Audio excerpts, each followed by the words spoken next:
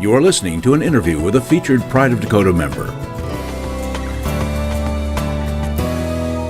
Hi, this is Sarah Kelch, and today I'm sitting down with Danielle Stuckel with Dakota Cactus. Welcome, Danielle. Thank you. So tell us about Dakota Cactus. Well, I focus right now on making soap, but I'm a fledgling artist, so I would like to incorporate other things into the business model as well. But for getting started, I focused on soap, and I grew up in North Dakota. I came from the eastern part of the state, but after leaving the state for about a year, I moved to the western part of the state. I live in the Dickinson area, and my background is in history, and I worked in a lot of museums and living history sites, and I always wanted to take something that I knew from that and start my own business. And some of the programs we did, we would make soap with the kids and candles and things like that, and I thought I could expand that into my own business. And so I took that and created Dakota Cactus. The cactus part comes from the prickly pear cactus that grows in western North Dakota. When you go to Theodore Roosevelt National Park in the summer, they bloom. They're beautiful yellow blooms, and so that was inspiration for our business name, Dakota Cactus. And it's mostly me, with a lot of help from my family. My mom and my daughter often get strong-armed into helping package things, and my mom does photography, so she's been trying to help me take some nice product photos and get our website. We have some nice text on the website, but now I've got to get some nice pictures, and so that's next. My daughter, she's 13, so she's getting pressured into helping build up the website better. There you go. She probably knows how to do that sort of thing. Yep. I can bungle along a little bit. I muddle it up myself, but she's been helping me tweak things to make it look a little bit better. But we sell online. I do some shows once in a while, but I've really been trying to focus on wholesaling. So we have some stores in North Dakota that carry some of our soaps. Maple River Winery has been a big business for us. Oh, excellent. So how long have you been doing your business? I started the business in 2008. I've been making soap since I was probably about 15. Oh, wow. I make a melt and pour soap. This pretty common to find the glycerin soaps. I do make those. But I started making what's called a cold process soap, and that's a more traditional, what your grandma would have made. And I make a soap based on my great-grandma Julia's soap recipe, and it uses lye and oils. The lye is processed. By the time it's done, the lye is all saponified out, so it's not a harsh soap. It's really gentle. But I always thought that was cool with my history background to be able to use my grandma's recipe. To keep it in the family, kind of. Yeah. So how many different kinds of soaps, or do you do different scents? Or I like to experiment. On our main line that we've been selling in North Dakota is, I like to think of it as our sense of place line, and it's really focused on, we have one, it's a black soap that has activated charcoal in it, and the activated charcoal is skin safe, but it's really great for people with oily skin. It's astringent without being harsh, and we call it coal miner. Wow, that is really cool. And I thought, that's, the western North Dakota aspect. I couldn't decide on roughneck or coal miner, but because of the charcoal in it, I thought, well, let's try coal miner, see how that goes. That's been one of our newest soaps. But I have one called Missouri River with a more of a watery scent, and it's a blue bar. And our most popular one has been I make a beer soap. I started calling that one Bootlegger, and it has a honey and beer scent. It's not an alcohol scent, but you can definitely tell that there's beer in there. And I've played around with the different types of beers that I use, and you really get a different result with each type. I like Line Kugel's Honey Weiss makes a beautiful bar of soap. That's crazy. It's the hops in the beer is really conditioning, and it's really good on your hair and on your skin, and it's pretty traditional for people who make soap to incorporate beer into it. Really? I did not know that. So there's lots of other people out there. I mean, you can find beer soaps. Wow. When you search online, there's quite a few companies that make it, and I wasn't sure if I wanted to is it really beneficial to use beer in that manner? You can't drink it, but it makes a great soap, and it's been one of our most popular types. Scott wants to know if you get a shower hangover then. Yeah. You can't eat it, you can't drink it. It tastes like soap, but it smells really good.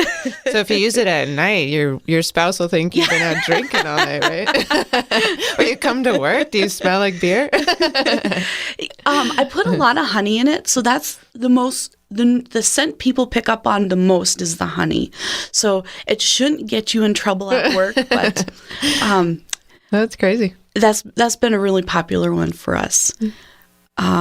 But I've been trying to experiment. I don't want to do just, you can find lavender soaps and oatmeal soaps. I want to do something unique and something different. And so I've been experimenting, and I'd like to, I've been trying to get the colors right for a soap called Badlands. I'd like to do shades of red. And then I've been playing around with juniper scents and cedar scents, and I haven't gotten it right yet, but I keep playing around with it, thinking in my mind it looks great. I just have to translate that to the real world. So did you say you do this as a full-time job, or is this a part-time I did business? start doing this full-time. I've had a few false starts. I did try opening a retail shop, and in a small town it was tough for us to keep it going. The wholesale part of the business has been so much more profitable for me. So once in a while, I when it's a slow season, I'll take a job in town for a while. But for the most part, I've been doing this full time now for about a year, and the business is building enough that I've had enough encouragement to keep going with it. So that's excellent. So do you spend a lot of your day making soaps then? Or? Yeah, it takes a lot of time to get it right. A lot of experimenting with the colors.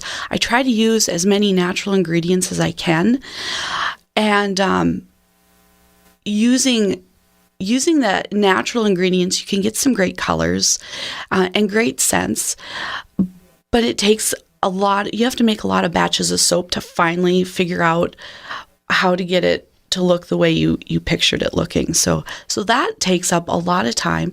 And my friends and family are getting soap samples all the time. I said, there's nothing wrong with it. I just don't want to sell it. So go ahead and use it. And they say, that's fine. It looks great to me. Keep it coming. They're kind of your little focus group. Yeah. Yep. Getting feedback. They made me realize that I'm probably harder on myself than I need to be. They keep saying, well, I think this looks great. No, it's not what I wanted. So you said the wholesale market is going really well. How many stores do you carry? Home Sweet Home in Minot has carried our products. The Dickinson CVB, the Long X Visitor Center in Watford City, Maple River Winery has been a great one. Prairie Creek in the Gateway Mall here in Bismarck has carried us.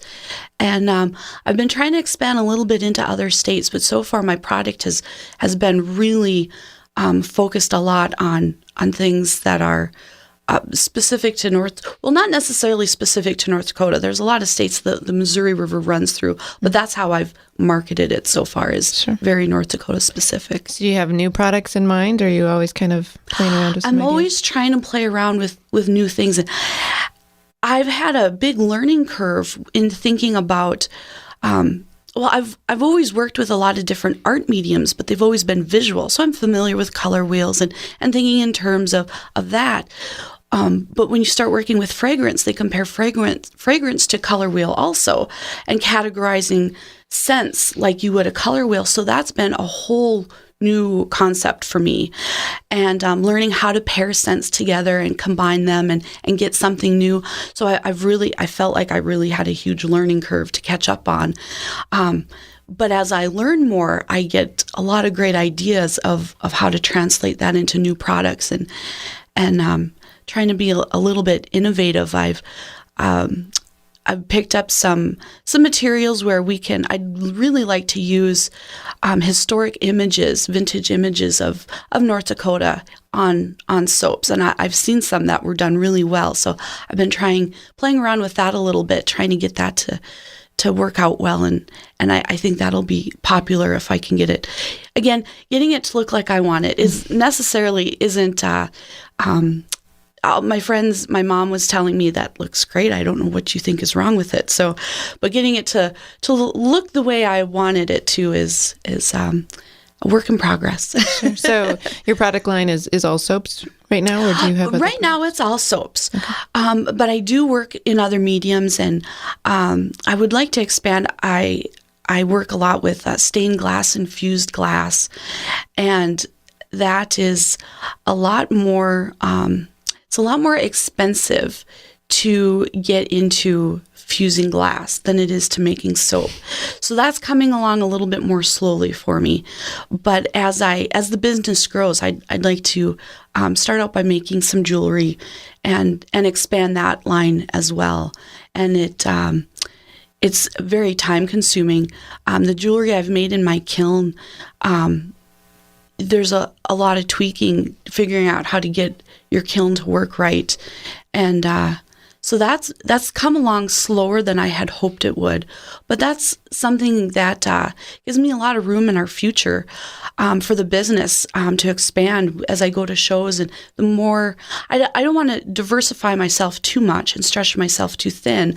But a lot of shows some are geared towards craft market, and some call themselves more art shows, and they really don't want craft items there. So I thought, well, if I have soap and glass, I can do a lot more shows.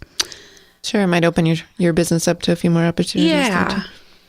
So where can people check out your soaps besides the retail? We're online at dakotacactus.com, and we are in a few different retail locations, but you can buy retail or wholesale through our website, dakotacactus.com. Sounds great. Well, it's been fun visiting with you today, Danielle. Thank you for having me. I really appreciate it. Not a problem.